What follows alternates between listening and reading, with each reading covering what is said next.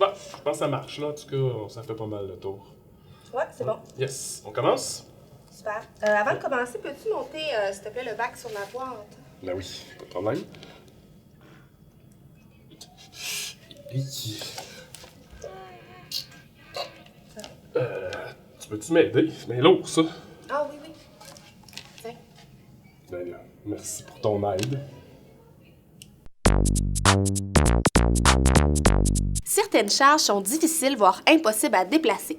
C'est pourquoi on doit parfois utiliser une machine simple.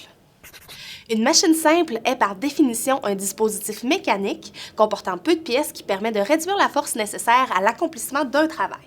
On en distingue 3 types, soit le plan incliné, le levier et la roue.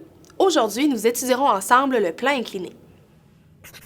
Le plan incliné correspond à une surface plane et rigide ayant une certaine inclinaison par rapport à l'horizontale. Il permet de soulever ou d'abaisser différentes charges en les faisant glisser le long du plan au lieu de les soulever directement. Disons que je dois placer la masse de 5 newtons sur le dessus de la boîte. Si je la soulève verticalement, soit seulement à l'aide de ma propre force mécanique, on remarque que la force requise est la même, soit d'environ 5 newtons. Par contre, si on utilise un plan incliné et que l'on glisse la masse le long du plan, la force requise pour l'amener sur le dessus de la boîte est plus petite, soit d'environ 3,5 newtons. Pour qu'un plan incliné soit efficace, le frottement entre la charge et le plan doit être le plus petit possible. Ensuite, plus la pente du plan est faible, moins la force à exercer est grande. Toutefois, la distance à parcourir sera plus importante.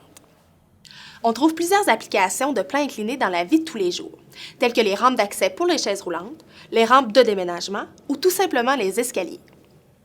2 machines simples sont dérivées du plan incliné, le coin et la vis. Le coin est en fait constitué de 2 plans inclinés placés l'un contre l'autre. Ce dispositif permet de réduire la force requise pour effectuer plusieurs actions différentes. En voici quelques exemples. Le coin permet de diminuer la force nécessaire pour séparer un objet en deux, comme le ferait un couteau, une hache ou la lame d'un ciseau. De plus, il peut permettre de séparer 2 objets accolés grâce à la pointe d'un tournevis à tête plate, par exemple. Finalement, le coin peut servir à mettre des objets à niveau, comme le ferait une cale de bois. La vis, quant à elle, est un plan incliné enroulé autour d'un axe. Le plan incliné forme une sorte d'hélice que l'on appelle filet. Ceux-ci permettent notamment d'augmenter la pression entre 2 objets ou de les fixer ensemble. La vis peut servir à exercer une pression sur des objets tels que le ferait un boulon et un écrou. Elle peut aussi fixer 2 objets ensemble grâce à différents types de vis conventionnelles. Enfin, elle peut déplacer des substances liquides ou solides, comme une souffleuse à neige arrive à le faire. Si tu as d'autres questions sur les machines simples, n'hésite pas à consulter notre site Internet et à t'abonner à notre chaîne YouTube. Je t'invite aussi à nous suivre sur les réseaux sociaux. C'est bon.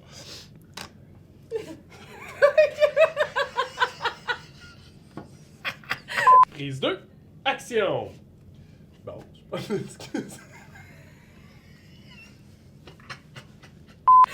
Je suis pas capable.